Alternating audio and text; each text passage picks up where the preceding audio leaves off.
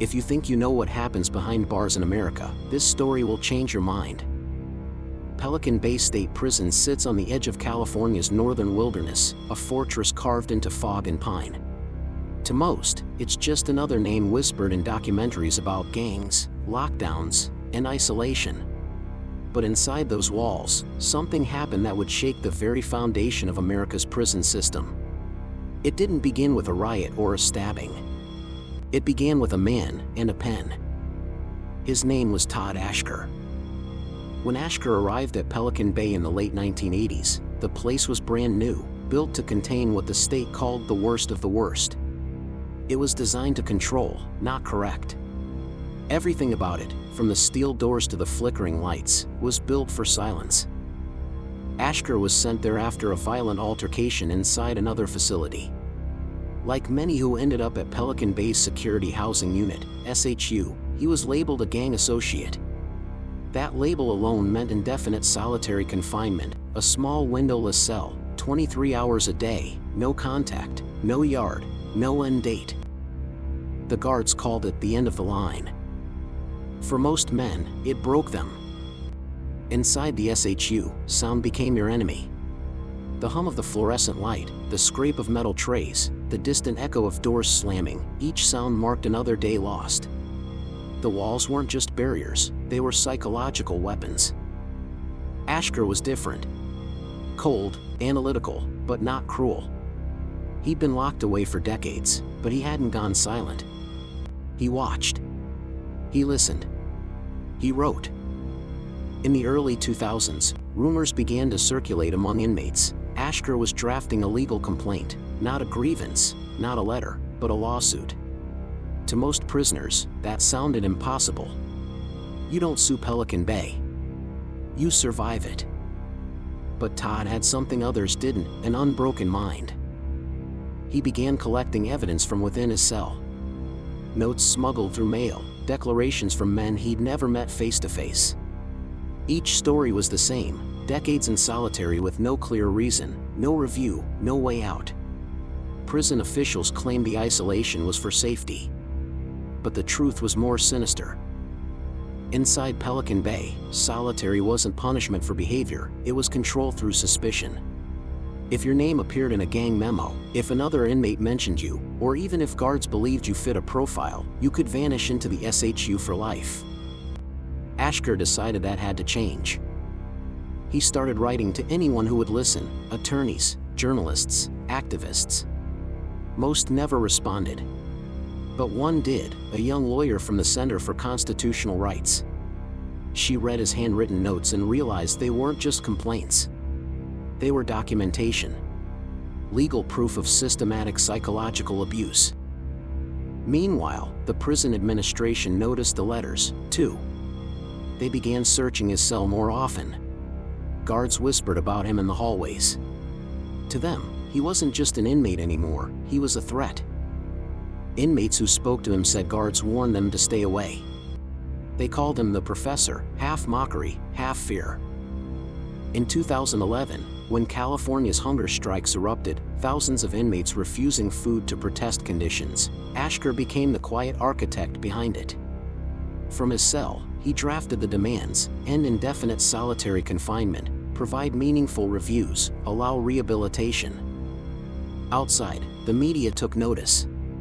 For the first time, Pelican Bay's SHU was under a national spotlight. Images leaked, gray concrete cells, men pacing endlessly in 10-foot spaces. The public began to ask, how long could someone survive in total isolation before losing their mind?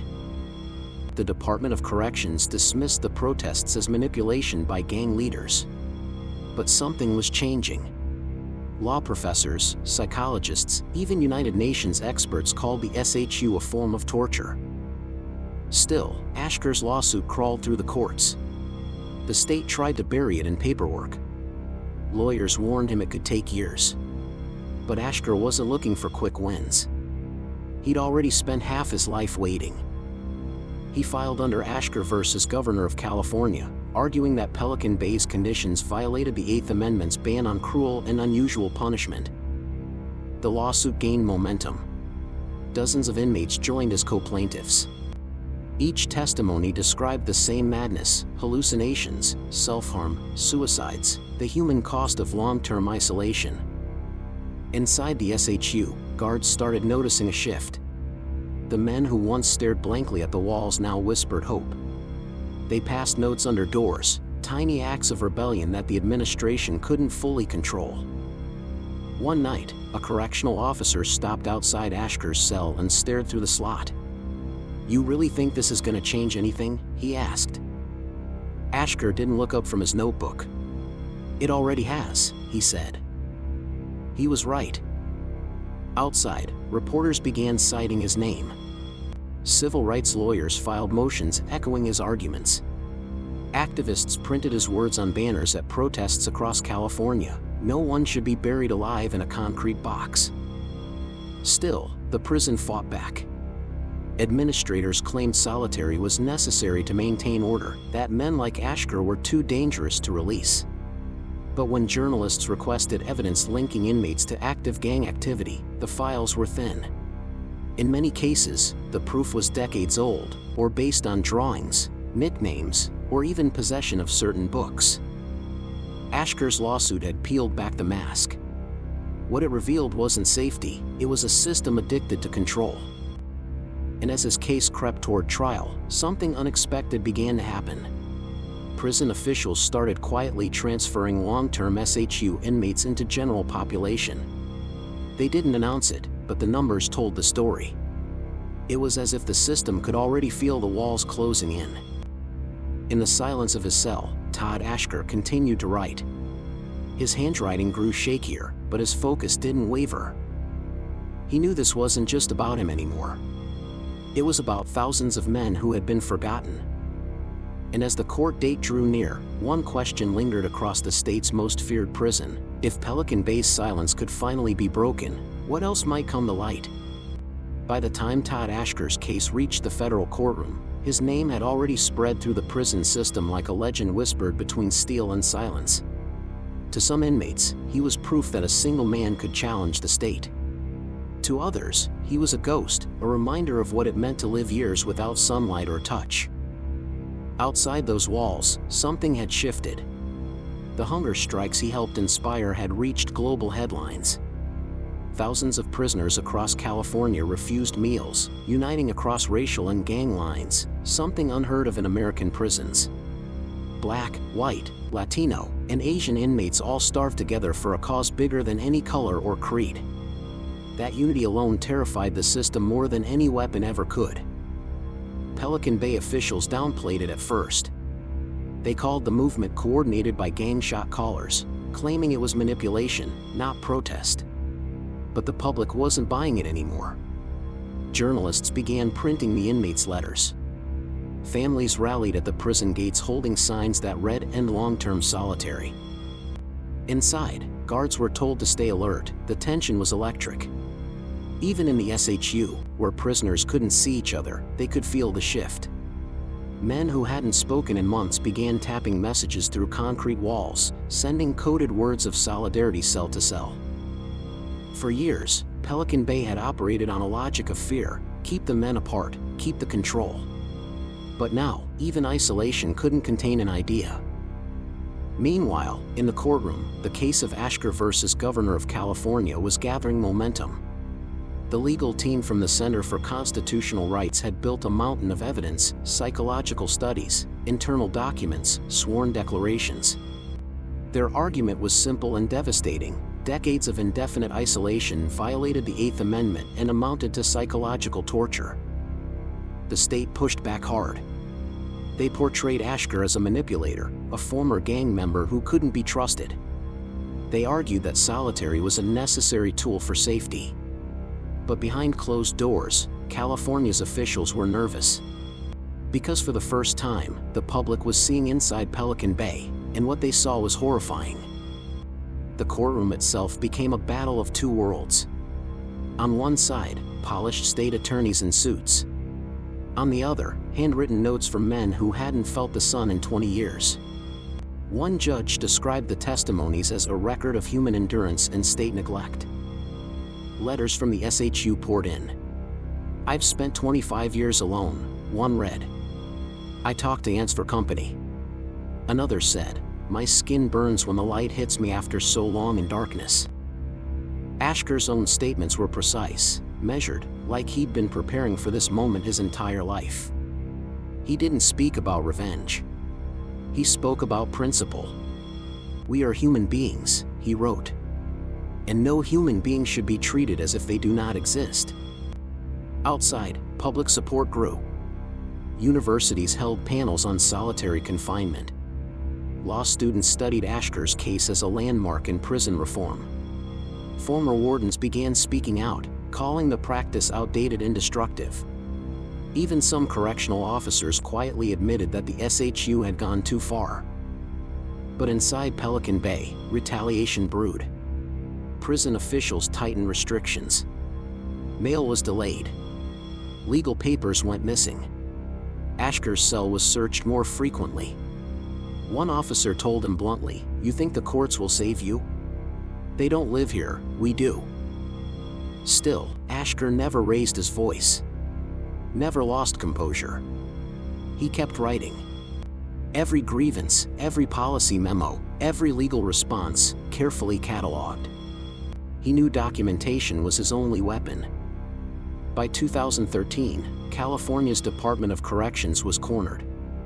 Reports from human rights groups and psychologists painted a damning picture, prisoners showing signs of hallucination, paranoia, and memory loss. A federal investigation confirmed what Asker had claimed for years, that hundreds of men were being held in isolation for decades without meaningful review. The public outrage reached the governor's office. Under mounting pressure, the state began negotiating. And in 2015, the impossible happened. California agreed to a landmark settlement with Todd Asker and the other plaintiffs.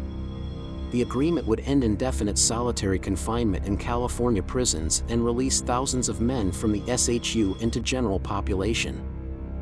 When the news broke, the nation was stunned. It was one of the largest prisoner rights settlements in U.S. history, and it had been led by a man locked in a cell no bigger than a parking space. Inside Pelican Bay, word spread slowly through the walls. Inmates heard through vents, through the radio, through faint echoes of guards talking on night shifts. Some cried. Some laughed. Many didn't believe it at first. Asker received the confirmation letter months later. The handwriting trembled slightly as he unfolded the page. He didn't smile, not because he wasn't proud, but because he knew it wasn't over. The settlement was a victory, but not a guarantee. It required follow-up, oversight, and public pressure. The system, after all, was designed to resist change. But one thing was clear, the silence that had defined Pelican Bay was broken. Men who had spent half their lives in isolation stepped into open yards for the first time. They blinked under sunlight, touching grass, speaking to other human beings. Some couldn't stop trembling. Others just stood there, staring at the sky. In interviews later, psychologists described it as re-entry shock. The human mind, after decades in sensory deprivation, didn't know how to process freedom, even limited freedom. But amidst the confusion, one name was always mentioned: Todd Asker. Guards who once mocked him now spoke of him with a strange mix of respect and resentment. One reportedly said, "He did it. He actually did it." Asker remained in Pelican Bay, still in a form of restricted housing, but he had changed the rules of the game for everyone else. His lawsuit didn't just expose solitary confinement, it forced the country to look in the mirror. But the story wasn't finished. Because when change comes to a place built on silence, not everyone welcomes it. As reforms rolled out, as thousands of inmates began to leave the SHU, a question spread through the system, one that haunted both guards and prisoners alike. If Pelican Bay could be challenged and changed from the inside, could the entire system be next? For most men, freedom from Pelican Bay's security housing unit meant a return to noise, voices, footsteps, and life after decades of isolation. But for Todd Asker, the quiet never left. It had carved itself into his bones. Even after the landmark 2015 settlement, his world remained a study in discipline, patience, and the fragile balance between hope and memory. He had lived long enough to see his words turn into law, but laws, he knew, didn't always change hearts. The state had promised reform, ending indefinite solitary confinement, reviewing cases, and restoring human contact. Yet in the years that followed, rumors grew that Pelican Bay's silence had merely moved elsewhere. Other prisons were creating modified isolation units, different names, same practice. Ashker watched it unfold from the same cell he'd occupied for decades. He had won a war, but the battlefield still surrounded him. Letters continued to arrive, thick envelopes from prisoners across California and beyond. Some thanked him. Others asked for guidance. Many wrote in despair. "They say we're out, but the walls still follow us," one letter read. Another, "I saw my first sunrise in 22 years. It scared me." He read every one. And when his wrist ached from writing, he dictated replies to a small team of advocates on the outside, people who had become his voice in public when the system still refused him one. Ashker had become something few prisoners ever became, a symbol of resistance, not through violence, but through persistence. He'd proven that power could exist inside the powerless. Yet, his victory came at a cost. Years of sensory deprivation had left him with nerve damage, insomnia, and chronic pain. Still, he wrote. He wrote about the men still locked away under administrative segregation. He wrote about reform that existed only on paper. He wrote about what it meant to rediscover sunlight after living in darkness for so long. In one interview, when asked what he missed most, Ashker said quietly, "The sound of my own footsteps. I used to measure time by echoes." Outside Pelican Bay, the impact of his case continued to ripple. The settlement inspired similar lawsuits across the United States, in New York, Illinois, and Pennsylvania. Legislators began debating how long solitary confinement could truly last before it became inhumane.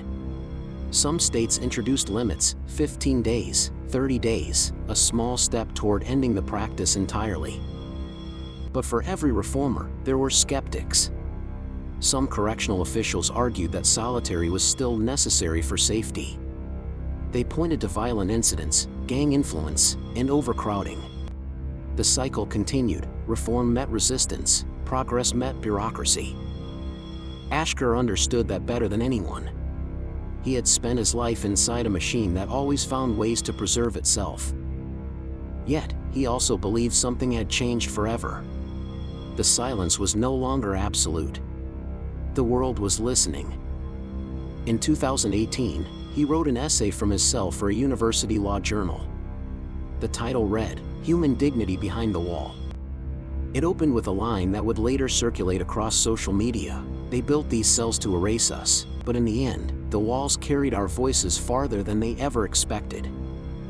That sentence became the heartbeat of a growing movement. Activists printed it on posters. Law professors quoted it in lectures. Even a former warden admitted, off record, that Ashker had done what no riot ever could. He had forced the state to face its conscience. Still, the man himself remained humble.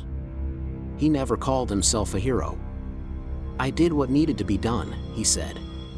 "Anyone in my position, thinking clearly, would have." But the truth was, not everyone could. Inside Pelican Bay, the transformation was slow but visible. Yards once empty were filled with men rediscovering social life, laughing awkwardly, talking through habits of silence. For some, freedom felt foreign. Others clung to it desperately. Psychologists called it post-solitary trauma, but the men just called it learning to live again.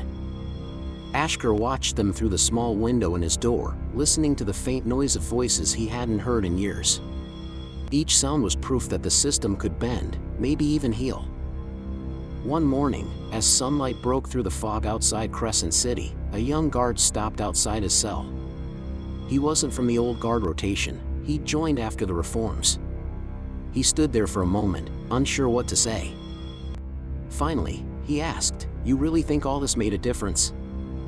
Ashker looked up, his expression calm, reflective.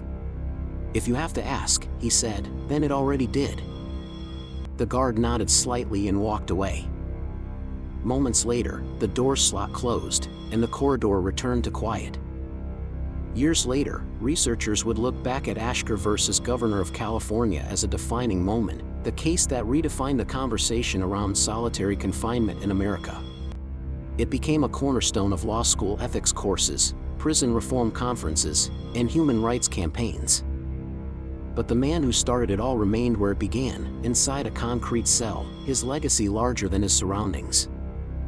He once wrote to a journalist, "The system tried to bury us alive. What they forgot was that even buried, we were still breathing." In 2023, advocates confirmed that more than 1,500 inmates had been released from indefinite isolation due to the settlement's ripple effects.